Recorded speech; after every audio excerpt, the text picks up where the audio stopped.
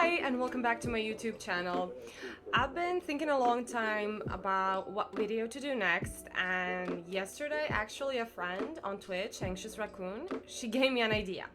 So she was also thinking about streaming Beat Saber from her Oculus to Twitch.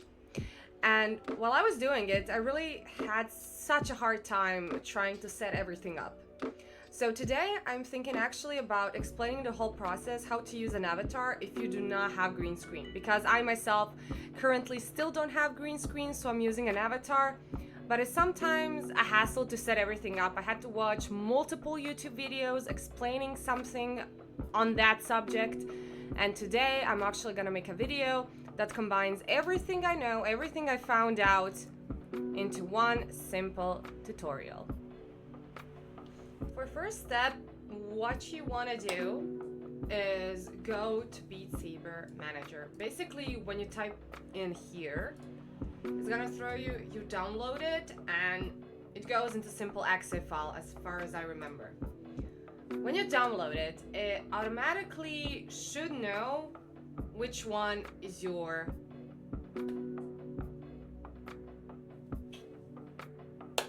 what's it called in English? Version of the game. Sorry, my brain lagged. Basically, if you don't know the version of the game that you have on Steam, you can look down where you're standing on your footprints, and there should be a number that's saying which version that game is. So basically, you have all the updates, like for all versions. Here on the left side is what you have shared currently. This is how you're playing. I'm playing on PC to my MetaQuest. You have maps that you can find. It's important that you turn on this button so it will sync. Everything you find will be synced with the version that you are playing. If you decide to downgrade the version or upgrade the version, this is how you will find it. You have maps, you have models, you have avatars. So these are the avatars that are currently found, which I currently use. You have sabers that you can use. You have platforms. You have blocks. I'm not using any blocks because I don't really like it. Now, the most important thing are mods. There are a few mods. I mean, most of the mods are already checked with boxes, but the mods that I checked were Camera 2, which you will need in order to have more cameras while you stream to get that third-person view. I added Why is there no leaderboard, custom Beat Saber colors, backgrounds, Saber's light, and custom avatars. You have to use this in order to use avatars in the game. But you will be entering this a bit later on. I mean, you can enter it at first, but you will be entering it as well when you turn on the game. I also had Beat Ladder, Score Saber, and this is basically all that was. You have a lot of things here. I don't even know if there's still as a play count. I need to see if there's like song requests for next. But yeah, these are the mods that you're gonna use.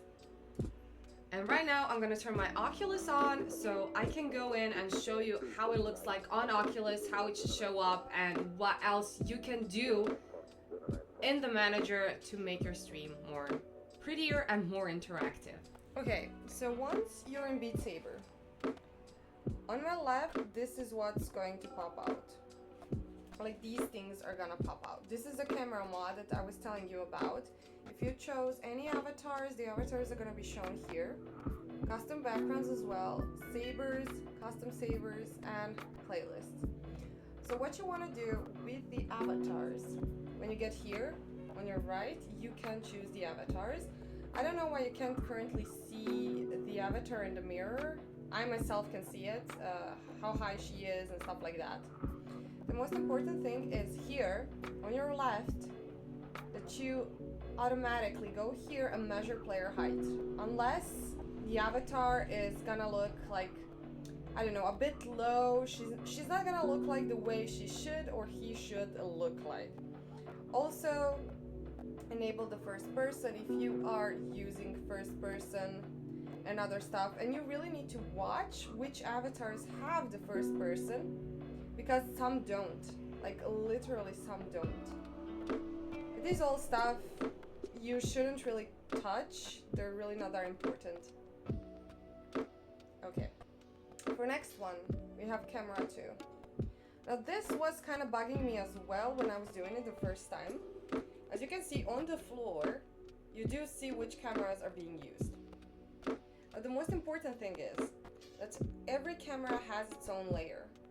Like every camera should be on layer. Now when you go to add a camera, it's gonna open all the possible ones that you can add. For example, I have static third person, I have back view, side view, and I have face cam for avatar. Here on the floor, you can choose how big you want cameras and stuff like that. You can move them. So you go to move display, it tells you that you're gonna have another one added. And you see right there on the right, it opened a display one. Once you click on display, you can move the cameras via coordinates. But the most important thing is, like when you get those cameras to work, so you must go to scenes and you must put everything on which scenes you would like your cameras to appear. So that is very important. For example, my first person camera for avatar only appears if I'm playing. So it doesn't appear in menu, it only appears when I'm playing. And basically that's it. That's all you need to do to stream. And except for that, you only need to turn on your Stream VR. You can also download Live. Live can help you getting the Twitch chat in. I'm gonna show you that as well. I'm gonna show you how you can do it as well. Okay, so regarding Live, you will go to Steam. Live is free, so you can get it for free. And once you get Live installed, you're gonna go to Streamer Kit. So you can see your Twitch chat, Discord, and get notifications in Steam VR, basically. Once you go, like, start Streamer Kit, it's gonna open a window. I'm gonna show you right now.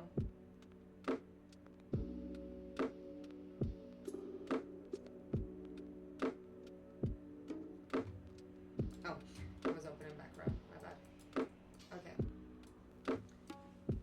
So this is what's gonna open. So while you're in VR, you can actually see where the chat is gonna be. It's gonna be like a giant window, like saying messages, alerts, and etc. So what you want to do, if it's not where you want it to be, you can actually fix its position.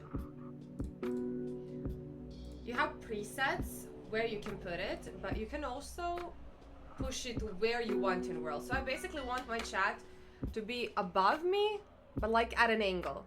So I can read the chat while I'm playing Beat Saber or anything else, so I don't have to like go left and right with my head. That's what I'm doing. Basically, that's what you need. Also, you don't have to use Live. There's also another thing that you can use. Okay, that one is not free, but you can also use OVR Toolkit. I use it maybe for a few times, but it was not bad. Honestly, it was not bad. It's a little harsh to use on the first because it's not really new user friendly for that fact, but once you get used to it, it's actually a pretty good thing to use for VR streams. Basically, it's hard at first trying to get your VR to work to stream. Basically, sometimes you will have problems. What I recommend is getting a cable that's gonna connect your VR to your PC, because Airlink is not really stable if you don't have a stable internet connection, which in my case, I really don't. Sometimes I do, sometimes I don't. But I use the cable. I bought a Vortex cable like maybe 2 weeks ago. So I would deeply recommend that, plugging it into your PC and then using it, because it's gonna be more stable. You can also open Beat Saber over your MetaQuest app to Steam VR. Like, that is also stable as well, because you need Steam VR and you need Steam Open in order for OVR to work and both for Live to work. So you don't need anything else from Live you just need Live to give you the streamer kit. And that's all you need. Once you get into Steam VR, you're gonna go head down and you're gonna give the view. And you also have to go in your game on display for the game and change the resolution that's being shown on your display. So that's gonna give you a whole window that you can stream from your OBS. And that's basically it. I tried to make this as simple as possible, and I hope I really did, because it took me like maybe a few days to set everything right, because the tutorials were really not in depth. Like, they were really not showing what I needed in like one big scoop. Basically in one big scoop. It was not showing me what I needed. And I tried to make here that one big scoop to show you all like what you actually need for it, because you don't need green screen.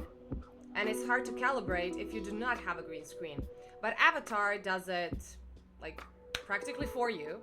So I would deeply recommend using that if you don't have an option for green screen. And you can also set up a camera in your room somewhere else. It locked onto my cat. But yeah, I really hope this helped you a lot, and I'm hoping you will keep following my videos. In case you didn't, it would mean so much that you sub on YouTube, leave a comment, like, and maybe even share this video if you know that it's going to help someone with their VR streaming journey. And stay tuned, because I will probably have another video popping out soon, or maybe some in-depth video about Steam VR again.